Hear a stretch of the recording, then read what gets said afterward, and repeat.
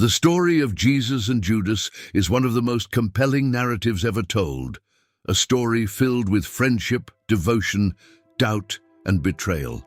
It is not simply about one man who turned against his teacher, but about the fragile nature of the human heart, the weight of choices, and the mystery of how even failure can play a part in something greater. When we hear the name Judas Iscariot, we often think only of betrayal, but to stop there is to miss the depth of his journey and the complexity of his relationship with Jesus. Judas was more than a betrayer.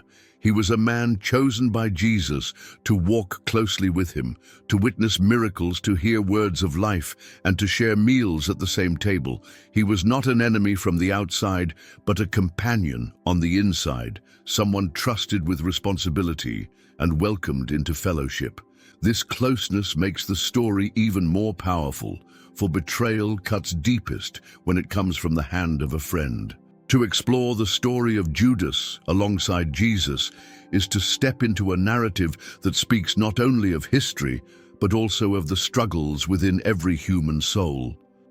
Loyalty and temptation, faith and doubt, devotion and selfish ambition, all of these meet in the life of Judas. His choices reveal both the potential for greatness and the danger of allowing weakness to take root. In understanding him, we are reminded of our own need to stay close to truth and love. The world of first-century Judea was filled with tension and expectation. People longed for a Messiah who would bring freedom and justice. And Judas, like many others, hoped for a leader who would overthrow oppression. When he met Jesus, he was drawn to his authority and power, convinced he had found the one who could change everything. Yet as their journey continued, Judas discovered that the way of Jesus was not what he had imagined, and the conflict between his expectations and reality grew stronger. This story matters because it is not only about betrayal, but also about destiny fulfilled. The choices Judas made, though tragic, became part of the larger plan of redemption. His actions led to the cross, where Jesus gave his life for the world. What Judas meant for harm became the very path through which salvation was offered. His fall is heartbreaking, but it stands in contrast to the victory of Jesus, whose love triumphed even over betrayal. If you enjoy films and reflections like this one, make sure to subscribe to the channel so you will not miss future stories. Remember to like the video to show your support and share your thoughts in the comments. Your engagement helps us continue creating content that inspires, challenges, and brings these timeless stories to life.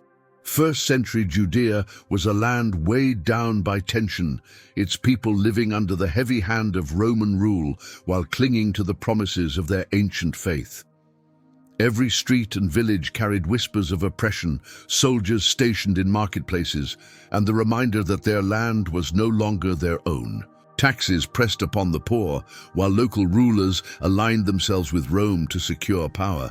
The people longed for freedom, and in that longing, their eyes turned toward the prophecies of a coming Messiah who would restore their dignity and bring deliverance.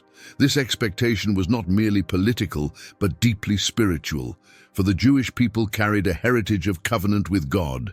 Generations had passed down the stories of Moses, David, and the prophets, stories of triumphs and failures, of exile and return. Each tale built a sense that history was moving toward a climax, that one day a figure chosen by God would rise and establish justice. Families spoke of this hope at their tables, rabbis taught it in the synagogues, and zealots whispered of rebellion in the shadows. It was within this atmosphere that Judas Iscariot was born. His surname suggests his origin from Kerioth, a town in Judea, setting him apart from most of the disciples who came from Galilee. This background may have shaped him differently, giving him a more direct awareness of the heart of Jewish culture and perhaps a stronger sense of ambition. Details of his early life remain hidden from history, but one can imagine the forces that molded him. The constant tension with Rome, the yearning for liberation, and the belief that greatness awaited Israel if only the right leader would arise. Judas may have grown up with a sharp mind and a restless spirit, traits that would later define his place among the disciples. Ambition often begins in the soil of dissatisfaction, and Judas likely felt the weight of unmet expectations long before he encountered Jesus. The longing for change, the hunger for a Messiah who would challenge Rome, could have stirred deeply within him, pushing him to search for someone who would embody that vision. The poor in Judea often bore the heaviest burdens. Farmers lost crops to taxation, widows struggled for survival, and laborers found themselves at the mercy of officials who showed little compassion. Such conditions bred anger and a desire for justice. It is possible that Judas's early years were marked by both the sting of hardship and the determination to see Israel rise again. His zeal may have been sincere, his dreams genuine, even if they later led him down a destructive path. Beyond the social unrest, religion saturated daily life. Pilgrimages to the temple in Jerusalem, prayers offered in the synagogue, and the observance of sacred festivals gave structure to the Jewish identity. Every boy grew up hearing the words of the prophets, and Judas would have known the scriptures well enough to understand the longing for deliverance. These teachings were not distant ideas, but living hopes, carried by people who saw themselves as chosen by God for a destiny greater than their suffering. Among the different responses to Roman rule were groups with varying visions for Israel's future. The Pharisees clung tightly to the law, seeking holiness as a path to renewal. The Sadducees aligned with Rome to preserve their influence in the temple. The Zealots plotted rebellion, convinced that armed resistance was the only way to freedom. It is possible that Judas leaned toward these revolutionary ideas, shaping his expectations of what a Messiah should accomplish. The longing for liberation was not only national, but also personal.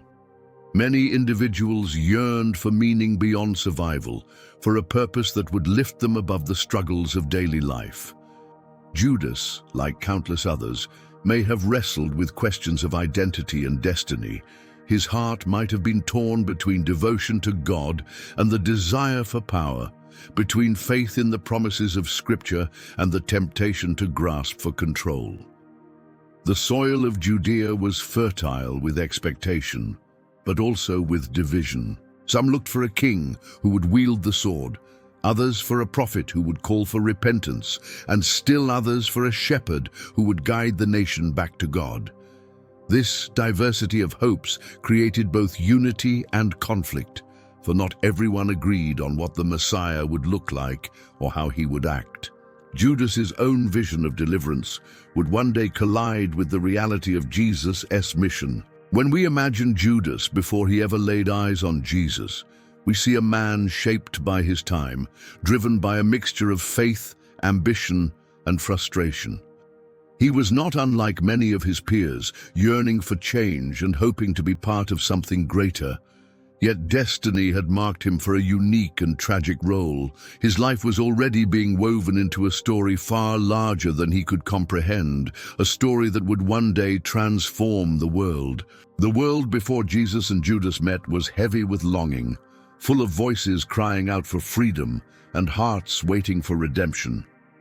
Into this world both men stepped, carrying within themselves very different purposes, yet bound together by a plan that would unfold in ways no one could have foreseen. The moment Judas first encountered Jesus must have struck him with a force he could not ignore.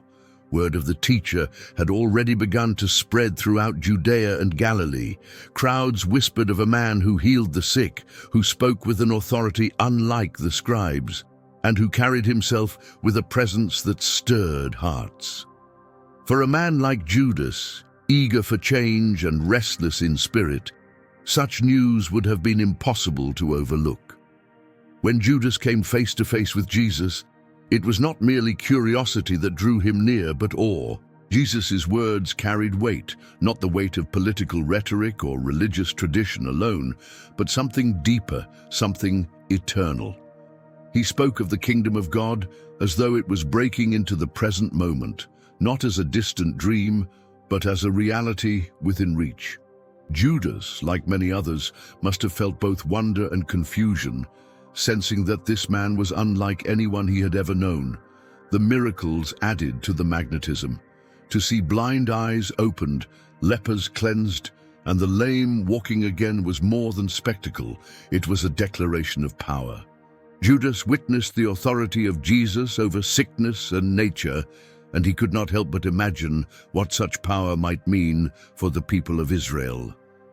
Here, perhaps, was the leader who could rise against Rome, who could rally the crowds, and who could fulfill the long-awaited hope of deliverance. At first, Judas's heart was likely sincere in its desire to follow. He may have longed for righteousness, yearned to walk with a holy man, and hungered for the kingdom of God. Jesus' compassion for the poor and his boldness in confronting the powerful would have resonated with Judas' own frustrations. To be in the presence of such a man was to believe that the world could change, that the oppression pressing down upon them could finally be broken. Jesus welcomed all who came to him, and Judas was no exception. The teacher did not turn him away, nor did he see only the flaws that would later surface. Instead, Judas was received with the same invitation given to fishermen, tax collectors, and zealots alike, the call to follow. This moment marked the beginning of a journey that would place Judas among the inner circle of those who walked closest with the Son of God. For Judas, the decision to follow may have seemed both daring and inevitable.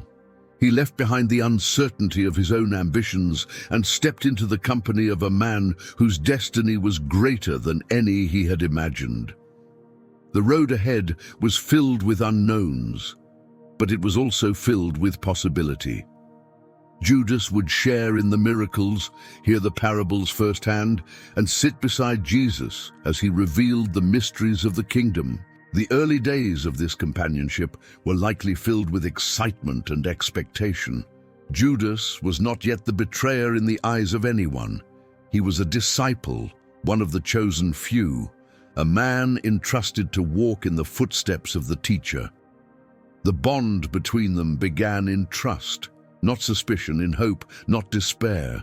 For Judas, Jesus represented the fulfillment of dreams long nurtured, the chance to be part of something that could reshape the future of Israel. The path that drew Judas to Jesus was not unlike the path that drew many others, yet his reasons may have carried a sharper edge. Ambition often disguises itself as devotion, and while Judas may have genuinely admired the teacher, part of his admiration could have been shaped by what he expected Jesus to accomplish. His heart was stirred by Jesus' words, but his mind may have calculated how such power could serve the cause of freedom in ways that aligned with his own vision. What Judas could not see in those early days was that following Jesus would mean surrendering not only his time and loyalty, but also his expectations. The Messiah he envisioned and the Messiah who stood before him were not the same. Yet for the moment, Judas was captivated, drawn into the orbit of a man who radiated authority and compassion, a man who could not be ignored. Meeting Jesus was the turning point of Judas's life. Whatever dreams he carried, whatever disappointments shaped him, they now collided with the presence of the teacher. From that moment forward, Judas's path would no longer be his own, for he had stepped into a story that would test his heart, reveal his weaknesses, and lead him toward a destiny that history would never forget. Among the many who followed Jesus, only 12 were chosen to be his closest companions, the ones entrusted with his mission in a special way. Judas Iscariot was among them. This choice carries weight far beyond human reasoning, for Jesus knew the hearts of men. He knew their strengths and their weaknesses, their faith and their failings. Yet he called Judas, not reluctantly but deliberately, granting him the same place of honor as Peter, John, James, and the rest. The calling of Judas was not a mistake or an oversight. It was an act that revealed the mystery of divine wisdom, for within that circle of trust was placed a man who would one day turn against the teacher. To walk with Jesus was to share in his mission, to learn his ways, and to represent him before others. Judas was invited into this sacred company, and in that moment he was seen not as the betrayer, but as a disciple, entrusted with the privilege of being near the Son of God. To be chosen as one of the 12 was to step into a life of intimacy with Jesus. Judas would travel the dusty roads at his side, hear his teachings without filter, and witness his miracles up close. He was given access to moments the crowds never saw, private conversations where Jesus revealed the mysteries of the kingdom, and prayers that poured directly from his heart. Such closeness was both an honor and a responsibility. The paradox of Judas's calling lies in the tension between free will and divine foresight. Jesus knew what Judas would one day do, yet he still extended his hand to him. This choice speaks of a greater plan, one in which even betrayal would serve a purpose in the unfolding story of salvation. Judas was not forced into his role, but neither was he excluded from the opportunity to walk faithfully. His presence among the 12 reminds us that God's purposes can encompass even the darkest choices of men. Judas's inclusion also demonstrates the depth of Jesus' love and his willingness to embrace those who were not perfect. The 12 were a diverse group: fishermen, a tax collector, a zealot, men with flaws and tempers, doubts and fears. Judas was not out of place among them. He was entrusted with the role of treasurer, managing the group's money, a position that required trust and responsibility. This trust shows that Judas was not viewed as an outsider, but as a vital part of the group. The calling to discipleship was not about status, but about service. Jesus reminded his followers often that greatness in his kingdom meant humility, that the first would be last, and that true power was found in serving others. Judas heard these lessons just as the others did. He was shaped by the same words, given the same instructions, and offered the same chance to grow in understanding. His failure would not come from lack of opportunity, but from the choices of his own heart. Walking with Jesus meant constant exposure to his character. Judas saw his compassion for the broken, his patience with the weak, and his boldness against the proud. He witnessed forgiveness extended to sinners and love poured out on those society despised. Every moment in Jesus' presence was a chance for Judas to be transformed, to let go of his own ambitions and embrace the kingdom as it truly was. The paradox deepens when we consider that Jesus not only knew Judas would betray him, but also washed his feet, prayed for him, and shared meals with him. The relationship was not marked by suspicion, but by love, a love that extended even to the one who would wound him most deeply. Judas was not treated as a tool of betrayal, but as a friend, a disciple with the same invitation to faithfulness as the rest. The call to discipleship carried weight, and Judas bore that weight with the others. He was not a shadow among them, but a participant in their mission, carrying the same authority when they were sent out to preach, heal, and cast out demons. He tasted the power of God, working through him, just as the others did. His later fall would make that participation all the more tragic, for he had experienced firsthand the reality of the kingdom. The story of Judas's calling is one of both hope and sorrow. Hope because it shows that Jesus opens his arms even to those who will falter. Sorrow because Judas did not allow that grace to transform him fully. Yet in that tension lies the beauty of free will, the truth that each disciple, then and now, must choose daily whether to remain faithful to the path or to turn away. Life with Jesus was not only filled with miracles and teachings, but also with the simple rhythms of companionship. Judas was part of that circle of friends who shared meals by the fire, who laughed on long journeys, and who learned to trust one another in the midst of uncertainty. He was not an outsider lurking at the edge, but a man welcomed into the warmth of fellowship. To the others, he was Judas their companion, not Judas the betrayer. The bond among the disciples grew through shared experiences. Together, they faced hunger when food was scarce, fatigue when days stretched long, and the challenge of following a teacher who often spoke in ways that stirred both wonder and confusion. Judas joined in these moments, sitting beside Peter, John, and Matthew, listening to the parables, asking questions, and marveling at the miracles that unfolded before their eyes. Jesus himself deepened these bonds through acts of intimacy and care. He broke bread with his followers, prayed with them, and walked with them through villages and fields. Judas experienced the same closeness, receiving the same kindness, and being included in the same circle of trust. The teacher did not withhold affection from him, and Judas's laughter mingled with the others as they shared the joys of brotherhood. The role Judas carried as treasurer reflected the trust placed in him. He managed the money given to the group, ensuring their needs were met as they traveled. This position required confidence from the others, for money was no small responsibility. That Judas held this role shows that he was respected and considered reliable, not marked by suspicion. He was not seen as different but as essential to the functioning of their mission. In moments of prayer, Judas knelt with the rest, lifting his voice in worship and petition. He heard Jesus cry out to the Father, and he felt the weight of those sacred moments when heaven seemed to draw near.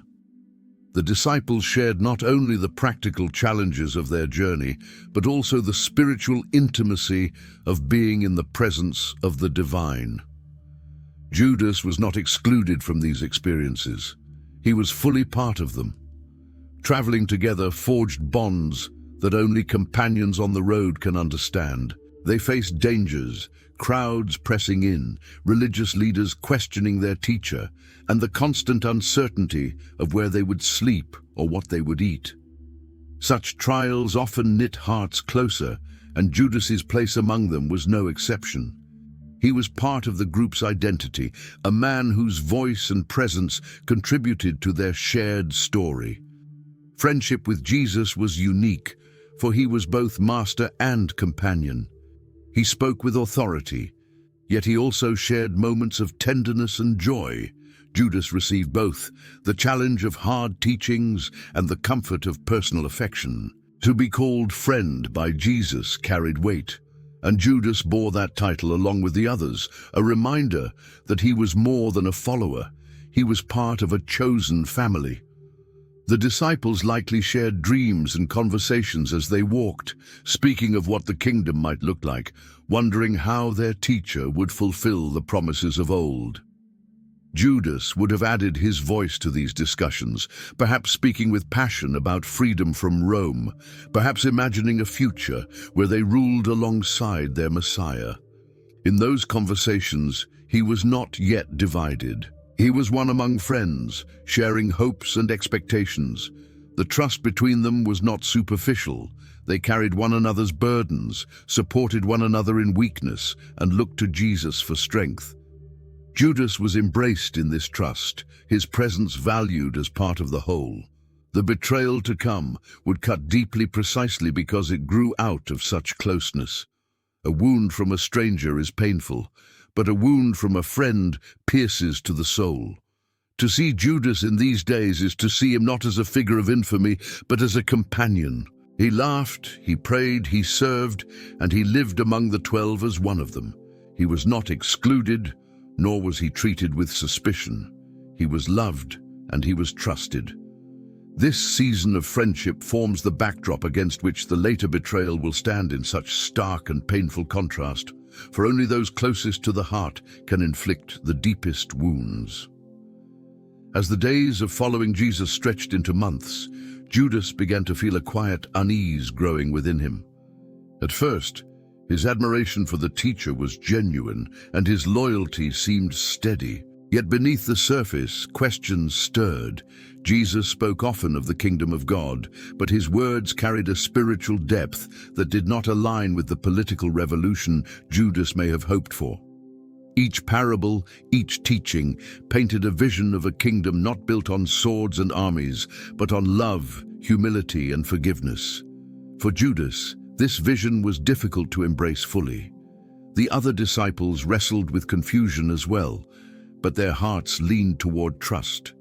Judas, however, began to measure Jesus' actions against his own expectations. Where he longed for bold declarations against Rome, Jesus spoke of turning the other cheek. Where he expected a call to arms, Jesus taught of loving enemies. These teachings, though powerful, unsettled Judas, leaving him torn between admiration for Jesus' wisdom and frustration that his mission did not match his own dreams of liberation. The miracles, while astonishing, also stirred conflicting emotions within Judas. He saw the crowds gather in wonder, people healed, and even the dead restored to life. Yet he may have wondered why such power was not directed against their oppressors. If Jesus could command the wind and waves, why not command the Roman legions to flee? If he could raise the dead, why not raise an army? Each miracle was a sign of divine authority, but for Judas, it was also a reminder of what was not being done. And his doubts deepened quietly. Ambition, too, began to whisper in his heart. Judas was entrusted with the group's money, and with that role came both responsibility and temptation. Small choices often pave the way for greater ones, and it is possible that Judas began to justify small acts of dishonesty, convincing himself that he deserved more, or that his leadership could one day play a larger role in the movement. What began as frustration grew into entitlement, and entitlement opened the door to disillusionment. While the others found joy in Jesus' presence, Judas may have felt isolated by his inner turmoil. He was still close to Jesus physically, yet his heart was slowly drifting. The gap between what he desired and what Jesus offered widened, leaving space for resentment to take root. The warmth of friendship could not erase the gnawing thought that perhaps he had chosen the wrong leader, or that his time and loyalty would not yield the future he envisioned. Jesus often spoke words that exposed the hidden motives of the heart, and Judas would have heard them as clearly as the others. Warnings about greed, teachings about humility, parables about the dangers of misplaced treasure, all were like mirrors held before him. Instead of softening his heart, such words may have stung, fueling a quiet resistance. Where others allowed conviction to shape them, Judas may have allowed it to harden him. The seeds of doubt did not grow overnight. They took time, nurtured by unmet expectations and personal desires. Judas likely continued to serve faithfully outwardly, participating in the mission, appearing loyal to the cause. Yet beneath the surface, a storm brewed, silent but steady. He was present, but his heart was no longer aligned fully with the teacher he once admired. It is in these small cracks of faith where betrayal often begins. Judas may not have set out to betray Jesus in the early days of his doubt, but by allowing dissatisfaction to fester, he created space for temptation to grow stronger. Each moment of frustration became a stone added to the wall between him and his master, until the closeness they once shared began to feel more like obligation than devotion. The other disciples could not have seen the struggle clearly. Judas's role as treasurer and his continued presence among them gave little reason for suspicion. He laughed with them, prayed with them, and shared the same meals. Yet within him, something was shifting. His vision of the Messiah was colliding with reality, and the weight of disappointment was shaping his thoughts in ways no one else could detect. The seeds of doubt once planted were slowly bearing fruit. Judas's journey was moving toward a crossroads where loyalty and ambition would stand in sharp contrast. The teacher had given him every reason to remain faithful, but his heart was beginning to entertain another path, one that would one day lead him to a decision from which there would be no turning back. The ministry of Jesus overflowed with miracles, signs that revealed his divine authority and compassion. Crowds gathered in awe when he healed the sick, fed the multitudes, and cast out demons. His works left people astonished, their hearts open to the reality that God was among them. Judas stood among those witnesses, close enough to see the expressions of wonder, to hear the cries of joy, and to feel the power of those moments. Yet his interpretation of what he saw was not the same as that of the others. For Peter, James, and John, each miracle confirmed their faith, strengthening their conviction that Jesus was the long-awaited Messiah. For Judas, however, the signs may have stirred both admiration and calculation. He saw the crowds rallying, their loyalty growing, and he likely imagined what such influence could mean if directed toward a political revolution. To him, the miracles were not only acts of mercy but also opportunities for power, a means to mobilize the masses and confront their oppressors. The feeding of the 5,000, for example, left the crowd ready to make Jesus their king. Judas must have seen the potential in that moment, the possibility of gathering enough followers to challenge Rome. Yet Jesus withdrew, refusing to be made king by force. For Judas, this decision must have been bewildering, even infuriating. Where he saw strategy, Jesus saw temptation, and where Judas expected momentum, Jesus chose retreat. Raising Lazarus from the dead was another moment that captured hearts and drew multitudes. Judas witnessed a man walking out of a tomb after 4 days, a sign so powerful that many believed instantly. Yet even this miracle did not shift Judas's perspective fully. Instead of surrendering to the mystery of Jesus' mission, he may have weighed the miracle in terms of influence, thinking of how it could draw crowds and unsettle the authorities. His eyes were open to the power, but closed to the purpose.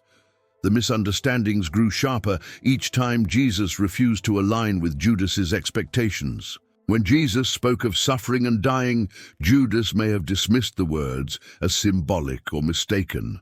To him, the Messiah was meant to conquer, not to be conquered. His heart resisted the idea that victory could come through sacrifice, and each teaching about humility and servanthood clashed with his vision of triumph and control. The contrast between Judas and the others became more pronounced over time. Where they grew in understanding, he grew in disillusionment. They saw miracles as invitations to faith, while he began to see them as wasted opportunities. Their trust deepened, his doubts multiplied. The same signs that softened their hearts hardened his, creating a chasm that widened silently. Greed also played a role in his misunderstandings. Miracles brought crowds, and crowds often brought gifts of support.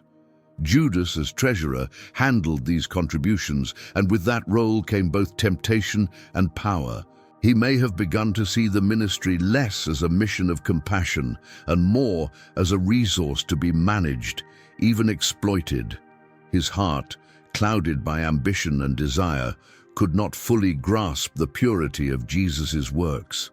The miracles were never meant to serve political ends, nor to satisfy human ambition. They were signs of God's kingdom breaking into the world, glimpses of a reality beyond human power. Yet Judas struggled to see beyond the immediate. He measured them by what they could accomplish for Israel in earthly terms, not by what they revealed about the eternal plan of salvation. This narrow vision blinded him to the true meaning of what unfolded before his eyes. Each misunderstanding widened the gap between Judas and the teacher he once admired. He was present at the wonders, yet absent in faith. His body stood among the faithful, but his heart stood apart, restless and unsatisfied. The miracles that should have transformed him instead became fuel for his disappointment, sharpening his sense that Jesus was not becoming the leader he wanted him to be. The story of Judas during these days is not one of outright rejection, but of subtle drift. He still followed, still participated, still appeared loyal, but his understanding was clouded and his heart was drawn toward his own vision rather than the vision Jesus revealed. The miracles, so full of light, cast shadows within him, shadows that grew longer with each passing day. The home in Bethany was filled with the fragrance of costly perfume, an aroma so strong it seemed to hang in the air, clinging to every garment and surface. Mary had taken a jar of pure nard, an ointment worth a year's wages, and poured it upon Jesus' feet, wiping them with her hair in an act of profound devotion. It was a moment of love, an expression of gratitude so pure that it silenced many, drawing all eyes to the teacher who received it with quiet grace. Yet not everyone saw it with admiration. Judas Iscariot broke the silence with words that cut through the room. He questioned why such extravagance was allowed, insisting that the perfume could have been sold and the money given to the poor. His words carried the appearance of righteousness, appealing to reason and compassion. To some, his objection may have sounded noble, but John's Gospel reveals a deeper motive. Judas cared not for the poor, but for the money, and as keeper of the purse, he helped himself to what was placed within it. This moment revealed the growing contrast between outward appearance and inward intention. Judas cloaked his greed in the language of generosity, masking self-interest with concern for others. Jesus, however, saw through the disguise. He defended Mary, declaring that her act of devotion was beautiful and timely, preparing him for burial. His response not only affirmed her love, but also exposed the shallowness of Judas's objection. The fragrance of the perfume filled the house, but for Judas the scent may have turned bitter. Each word of Jesus' defense pierced deeper into his heart, magnifying his dissatisfaction. He could not understand why such extravagance was commended, why resources were not directed toward what he believed was more practical.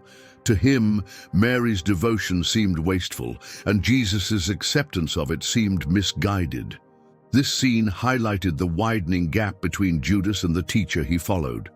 Where others saw beauty, he saw waste. Where others saw worship, he saw weakness. His heart, already drifting, now hardened further, his disappointment crystallizing into resentment. The moment that lifted others in awe only deepened his frustration, confirming his belief that Jesus' mission was not what he desired. The anointing also revealed the contrasting values of devotion and calculation. Mary gave extravagantly without thought of cost, pouring out her treasure in love. Judas calculated the value of the perfume, thinking in terms of money and opportunity. One heart was fixed on worship, the other was fixed on gain. In this contrast, the paths of devotion and betrayal stood side by side, each moving toward their fulfillment. The tension of that evening did not pass quickly. Judas carried the sting of being corrected publicly, his objection dismissed, and his motives revealed. Such moments can harden a heart, and for Judas, it may have been a turning point. His discontent, once silent, now demanded action, pushing him closer to a decision that would change everything. The others may not have grasped the depth of what unfolded in Bethany, but Jesus did. He knew the devotion of Mary and the duplicity of Judas. He received the love poured out upon him, even as he sensed the betrayal stirring nearby. The contrast was stark, the fragrance of worship mingling with the shadow of treachery, a foreshadowing of what was soon to come. For Judas, the moment was more than a disagreement. It was a confirmation that his vision of Jesus' mission was irreconcilable with reality. His frustration reached a point where loyalty could no longer restrain him. The seeds of betrayal, long growing in silence, were now ready to bear fruit. The house in Bethany, filled with the aroma of sacrifice, became the stage where the heart of Judas was revealed more clearly than ever before. It was here that love and greed stood side by side. Devotion and resentment clashed, and the path toward betrayal grew unmistakably clear. The decision to betray did not happen in a single moment of impulse. It was the culmination of doubts, frustrations, and desires that had grown unchecked within Judas. After the anointing at Bethany, his heart reached a breaking point. Unable to reconcile Jesus' mission with his own expectations, Judas sought another way, a path that would give him both profit and a sense of control. The opportunity lay with the religious leaders who had long sought to silence the teacher. The chief priests and elders viewed Jesus as a threat to their authority and influence. His teachings challenged their traditions, his popularity unsettled their standing, and his miracles stirred unrest among the people. They had searched for a way to seize him quietly, avoiding an uprising from the crowds. When Judas approached them, their search found its answer. The disciple became the bridge between the teacher and his enemies. The meeting was a chilling exchange of loyalty for silver. Judas asked what they would give him if he delivered Jesus into their hands. They offered 30 pieces of silver, the price of a slave, a sum small in comparison to the weight of the act. Yet Judas accepted, his heart so clouded by resentment and greed that the insult of the amount did not deter him. The bargain was struck, and with it, history shifted toward the darkest moment of betrayal.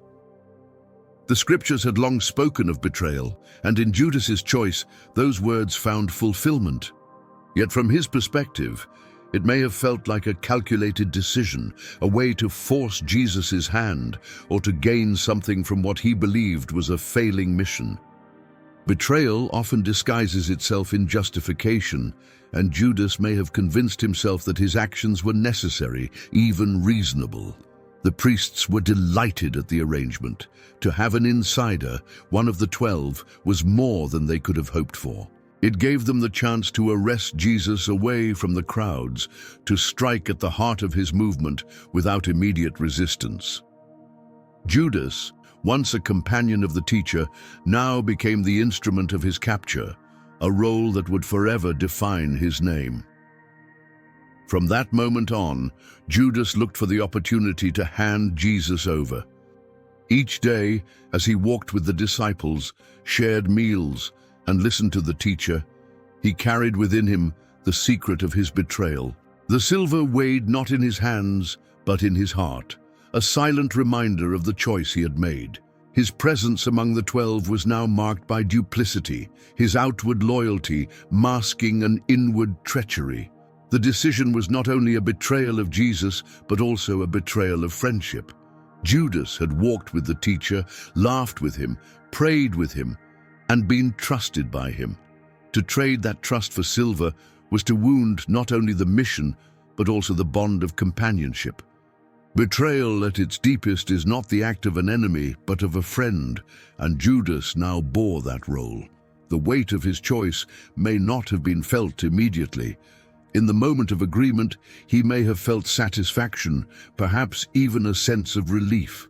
He had taken control, secured profit, and aligned himself with powerful allies. Yet beneath the surface, the gravity of his decision pressed upon him, a burden that would soon prove unbearable. The bargain with the priests marked the turning point of Judas's journey.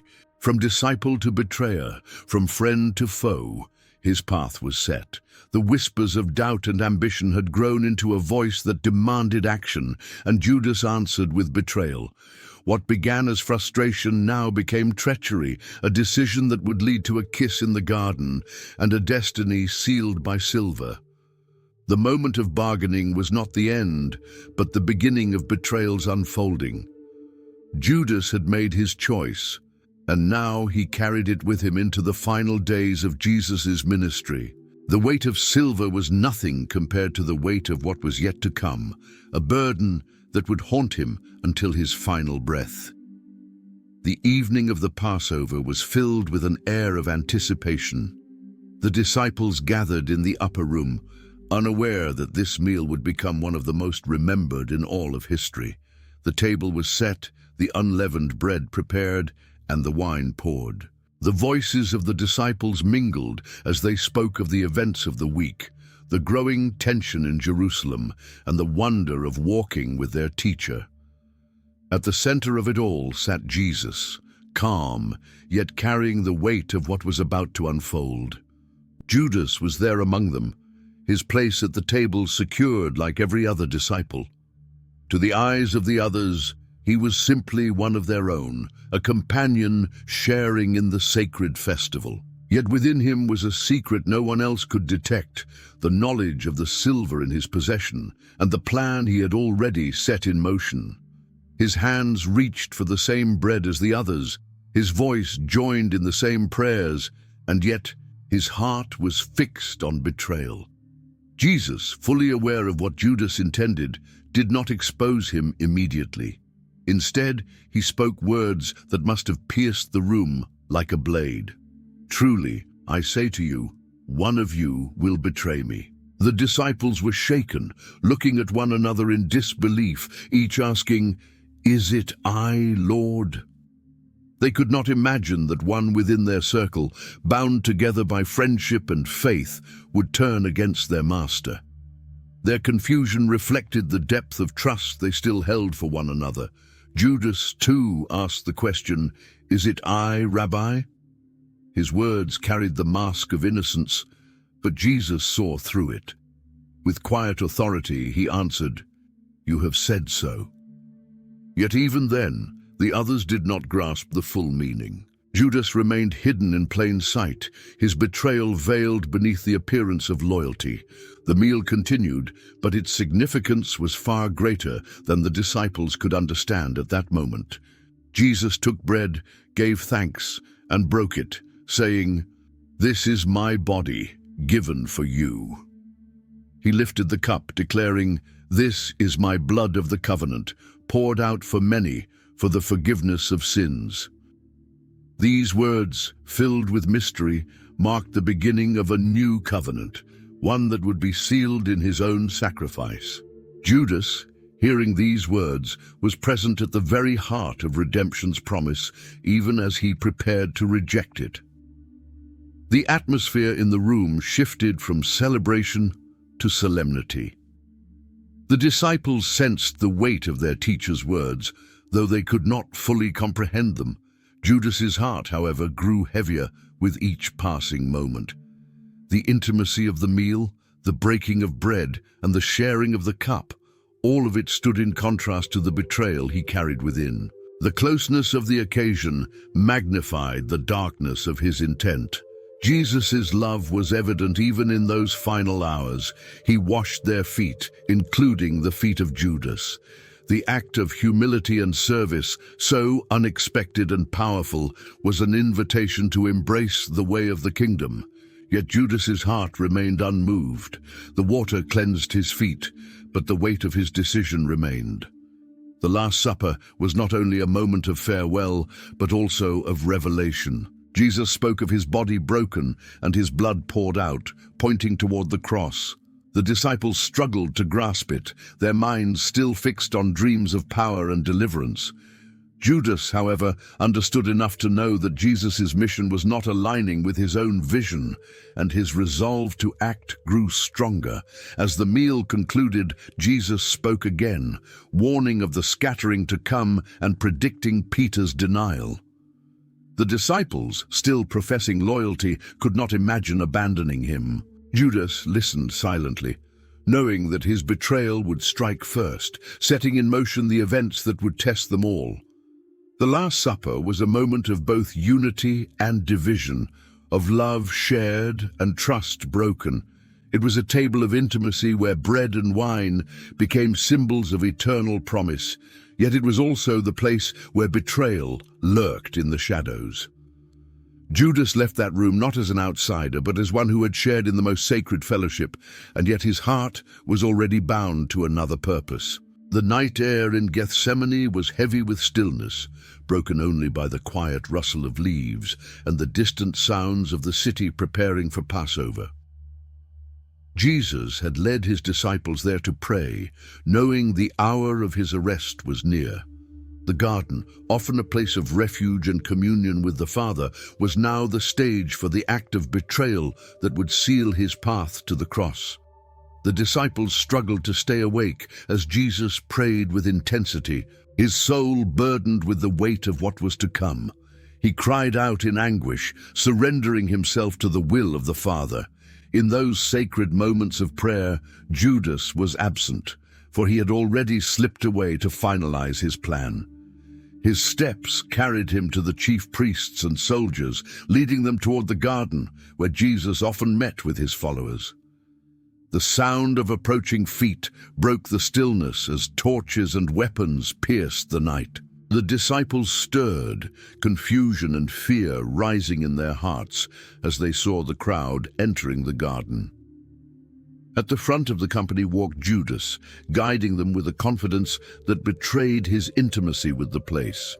He knew the spot, knew the rhythms of Jesus' retreats, and now used that knowledge to deliver him into the hands of his enemies. The method of betrayal was marked by chilling irony. Judas approached Jesus with the gesture of friendship, a kiss, the sign of affection between a disciple and his teacher.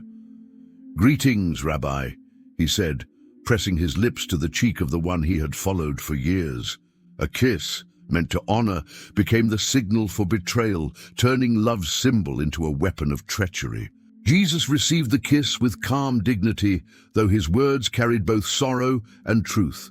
"Judas, would you betray the Son of Man with a kiss?" In that question lay the full weight of the moment, exposing the depth of Judas's choice. He had turned the closeness of friendship into the very means of betrayal, delivering his master with an act meant to symbolize devotion.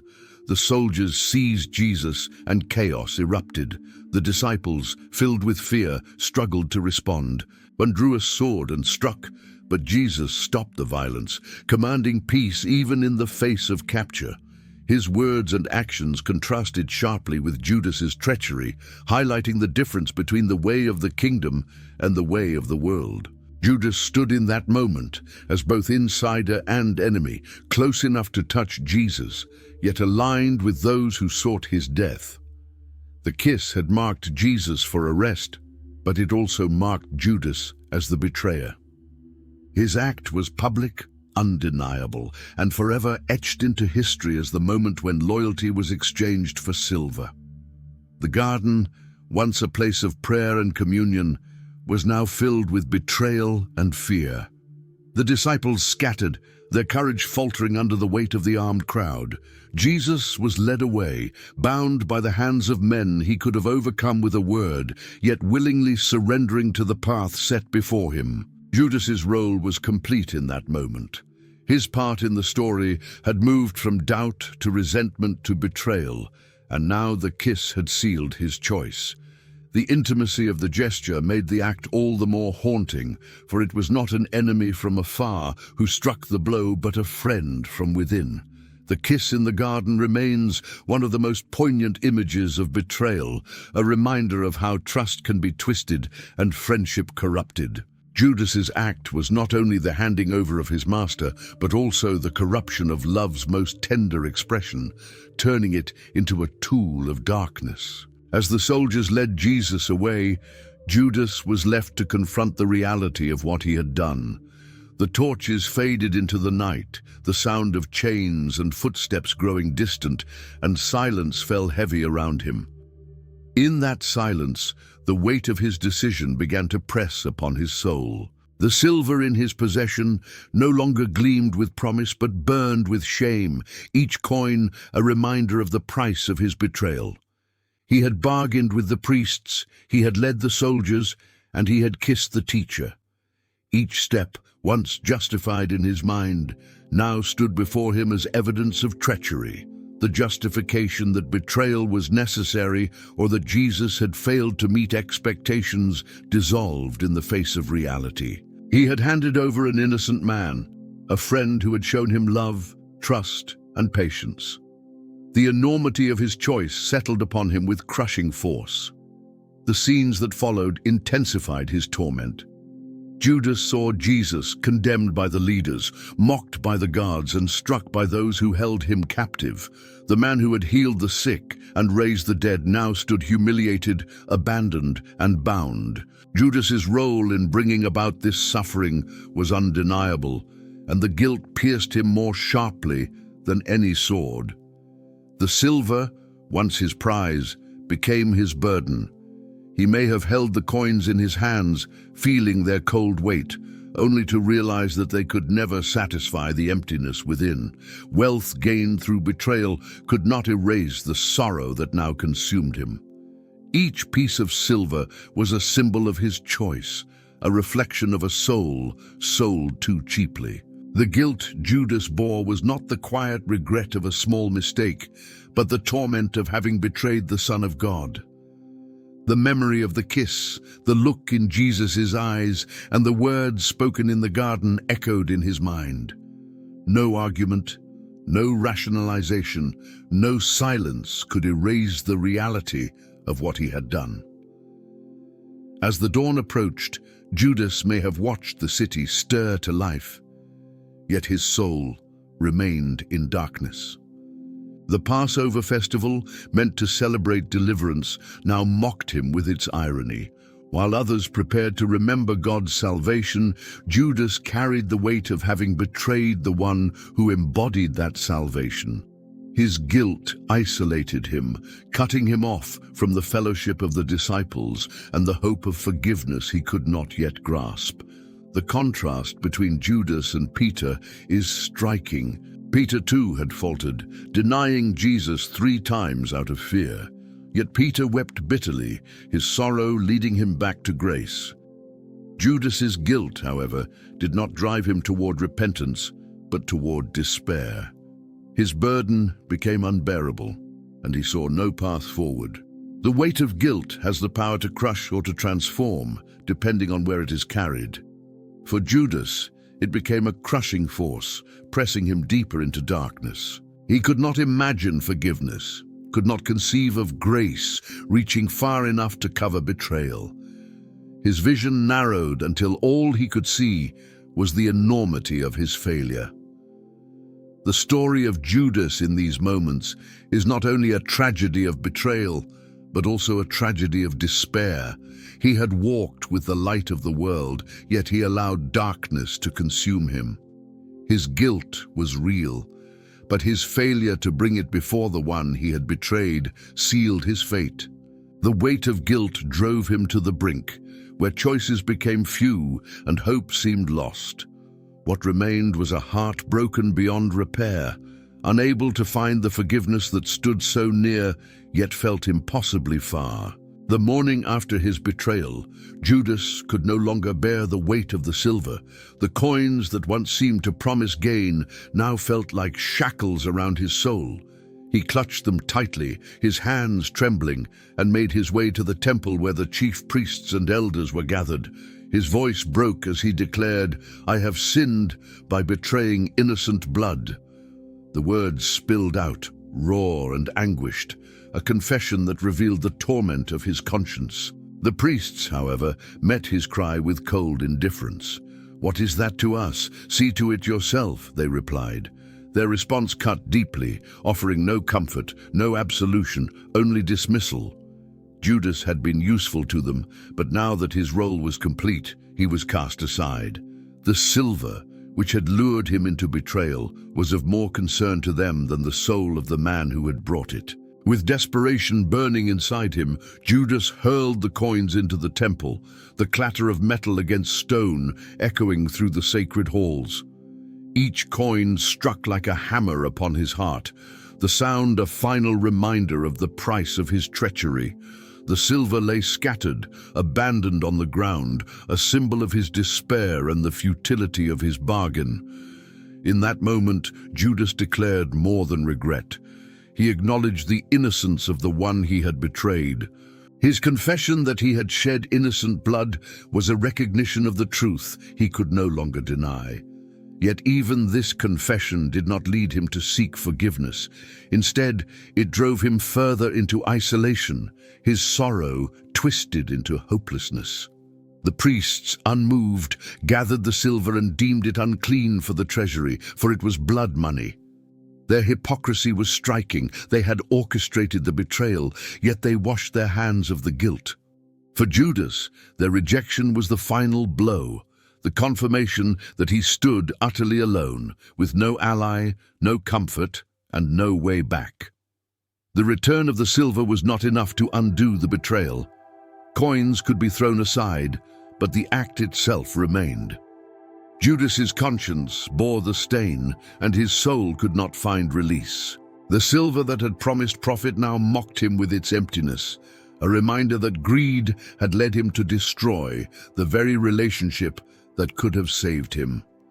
Judas's choice to return the silver was a desperate attempt to rid himself of guilt. But guilt cannot be lifted by human effort alone. What he sought in discarding the coins could only be found in turning back to the teacher he had betrayed. Yet his vision was blinded by despair, his heart convinced that forgiveness was beyond reach. The scene in the temple reveals the loneliness of sin when it is met with indifference instead of grace. Judas found no compassion from those who had used him, no path to restoration from those who had enticed him. He stood as a man cut off from hope, trapped in the consequences of his choice. The scattering of silver in the temple stands as one of the most haunting images of wasted opportunity. What once held allure now lay abandoned, of no use to Judas, of no comfort to his soul. His attempt to undo the past by discarding its reward only deepened his despair, leaving him with nothing but sorrow and shame. The return of the silver marked the final unraveling of Judas's resolve. He had confessed his sin, but he had not turned toward the one who could forgive. His path now stretched into darkness, his burden heavier than he could bear, and his soul consumed by the weight of guilt without hope. The despair that consumed Judas after returning the silver left him wandering without direction, his heart crushed under the weight of his choices. He had betrayed his teacher, confessed his guilt, and cast away the payment, yet none of it brought peace. His soul, tormented and restless, sought relief, but relief did not come. The memory of the kiss, the look in Jesus' eyes, and the rejection by the priests circled endlessly in his mind, offering no escape. Judas stood at a crossroads where two paths lay before him, one toward repentance and forgiveness, the other toward despair and destruction. Peter too had faltered, denying Jesus 3 times in fear, yet Peter wept and would one day be restored. Judas, however, could not see such restoration as possible for himself. The thought of forgiveness seemed distant, unreachable, as if the depth of his betrayal had placed him beyond mercy. The darkness of guilt grew heavier with each passing moment. Unable to bear the weight of his conscience, Judas chose the path of despair. He went out alone, away from the disciples, away from the city, away from the possibility of hope. His isolation mirrored his inward state, a soul cut off from the light, unable to see that grace was still within reach. The act of taking his own life was the culmination of hopelessness. For Judas, death seemed the only escape from the torment within. He believed his failure was final, his sin too great, and his soul beyond redemption. In that belief, he chose to end his story with his own hands, a tragic decision born of despair rather than faith. The contrast with Peter is striking. Both men failed their master, both carried guilt, but one turned back while the other turned away. The difference was not in the gravity of their sins, but in their response to grace. Peter's tears led to restoration. Judas's despair led to destruction. The tragedy of Judas is not only in his betrayal, but in his refusal to believe that forgiveness could reach even him. The place where Judas ended his life became a somber reminder of wasted potential. He had walked with Jesus, seen his miracles, heard his teachings, and been offered friendship. He had every opportunity to embrace the kingdom, yet his choices led him to darkness. His story reveals the danger of allowing guilt to overshadow grace, of letting despair drown out hope. The sorrow of Judas's death is not only in the loss of a man, but in the reminder of what might have been. He could have been restored, forgiven, and transformed just as others were. Instead, his refusal to believe in mercy sealed his fate, leaving his name forever tied to betrayal and despair. Yet even in the tragedy of Judas, a lesson emerges. His story warns of the power of unchecked ambition, of the danger of hardened hearts, and of the despair that comes when guilt is carried alone. It calls every listener to see the importance of turning back to the one who offers forgiveness, no matter how great the failure. The end of Judas's life stands as a solemn chapter in the greater story of redemption.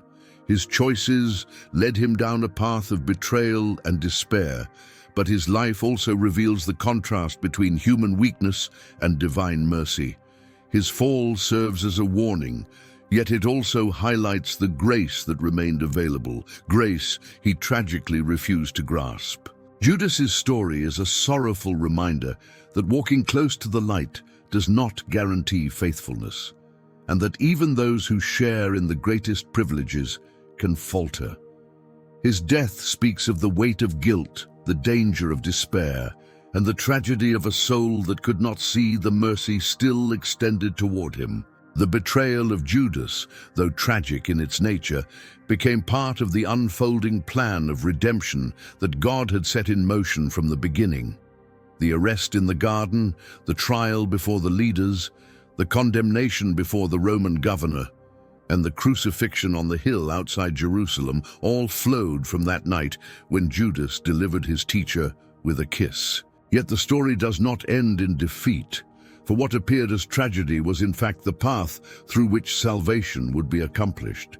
Jesus had spoken often of his purpose, declaring that the Son of Man must suffer, be rejected, and be killed, and yet rise again on the third day. His words, often misunderstood by the disciples, were now coming to pass in vivid reality. Judas's betrayal, though born of human weakness and greed, became the instrument through which these words were fulfilled. The darkness of betrayal set the stage for the light of resurrection. The irony is profound. The act meant to destroy Jesus instead became the means by which his mission was completed. The silver that bought betrayal became meaningless. The kiss that marked his arrest became infamous, but the cross that followed became the symbol of eternal hope. What Judas saw as the end of a mission was in fact the beginning of salvation for all who would believe. The sovereignty of God encompasses even the failures of men. Judas chose freely, driven by his own desires, yet his actions unfolded within the greater plan of redemption. His betrayal did not catch Jesus by surprise. It was anticipated, spoken of, and embraced as part of the path to the cross. This paradox reveals the depth of divine wisdom, where human weakness is woven into a tapestry of grace. For the disciples, the days that followed were filled with fear and sorrow. They saw their master taken, condemned, and crucified. Their hopes seemed crushed, their future uncertain. Yet on the third day, the tomb stood empty, and the risen Christ appeared, bringing with him the victory that no betrayal could undo. What Judas's kiss began, the resurrection transformed into triumph. The legacy of Judas remains one of warning, a reminder of how easily ambition, greed, and doubt can lead to ruin. Yet the legacy of Jesus stands as one of hope, showing that no darkness is greater than the light of God's love. The betrayal was real, the sorrow deep, but the resurrection revealed that even betrayal could not hinder the purposes of God. Destiny was fulfilled not in the silver of betrayal or the despair of a disciple's fall, but in the sacrifice of the Son of God and his victory over death. Judas's story ends in tragedy, but Jesus' story continues in glory, offering life to all who believe. The two paths stand in stark contrast, one ending in despair, the other in eternal hope. The story of Jesus and Judas is not simply about betrayal. It is about the mystery of redemption, the depth of human weakness, and the greatness of divine purpose. It calls us to examine our own hearts, to see where loyalty wavers, and to embrace the grace that Judas refused. It reminds us that no failure is too great for forgiveness, no darkness too deep for light, if only we turn to the one who offers mercy. The name of Judas remains tied to betrayal, but the name of Jesus is exalted above every name. Through his sacrifice, destiny was fulfilled and the hope of salvation was secured. The story ends not with despair, but with victory, not with death, but with life everlasting. Thank you for watching this full story of Jesus and Judas, their friendship, betrayal, and the destiny that was fulfilled. If you found this video meaningful, make sure to subscribe to the channel so you do not miss future content. Please like the video to support the work, leave a comment to share your thoughts or reflections, and spread this message by sharing the video with your friends and loved ones. Together, we can continue to reflect on these timeless stories and their power to inspire and transform lives.